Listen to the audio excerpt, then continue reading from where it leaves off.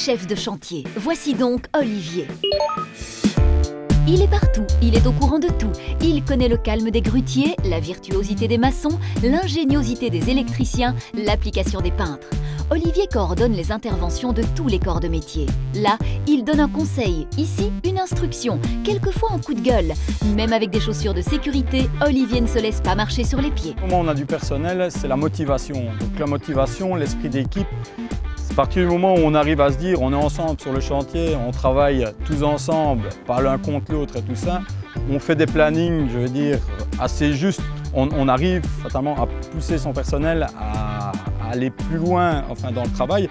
C'est sûr qu'il n'y a rien à faire, il y a quand même une surveillance parce que bon, avec toute personne ça fonctionne bien, mais il y a toujours d'autres personnes, bon, il faut être plus derrière. Après avoir lu attentivement les plans de l'architecte et les instructions des ingénieurs et du gestionnaire de chantier, Olivier orchestre le planning. Il organise l'agenda des équipes, la livraison des matériaux et l'arrivée des engins. C'est lui qui transmet à chacun son horaire de travail qu'il fera respecter scrupuleusement. On lance les hommes, on regarde que chaque camionnette et tout ça soit bien équipé et tout ça, que tout le monde sache, je veux dire, vraiment vers quoi il va et ce qu'il a à faire sur la journée. Olivier, c'est le gardien des règles de l'art bien sûr, mais aussi les règles de sécurité. Sur un chantier, les risques sont réels. Alors, Olivier fait la chasse au casque, aux chaussures, aux harnais. Pas vraiment un métier de tourpeau. Fin de journée, je veux dire, entre guillemets, chantier.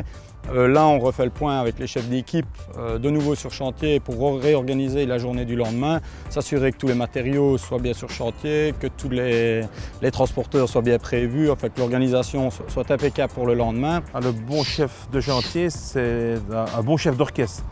Quelqu'un qui sait aussi travailler le côté humain parce qu'il doit faire travailler ses équipes. Il travaille bien sûr sur plusieurs chantiers et alors il doit surtout anticiper.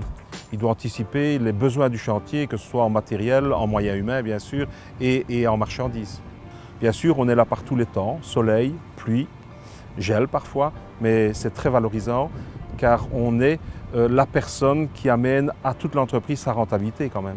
Donc en fait, moi j'ai fait des qualifications en travaux publics.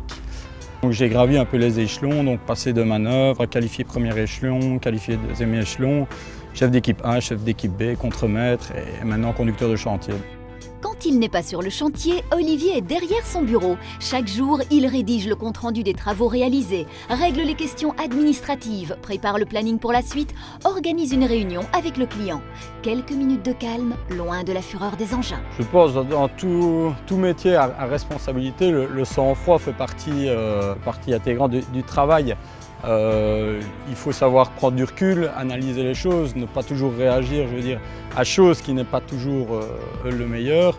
Et relationnellement, il n'y a rien à faire. Quelqu'un qui perd vite son sang-froid, bon, ça peut être énervant et créer des tensions.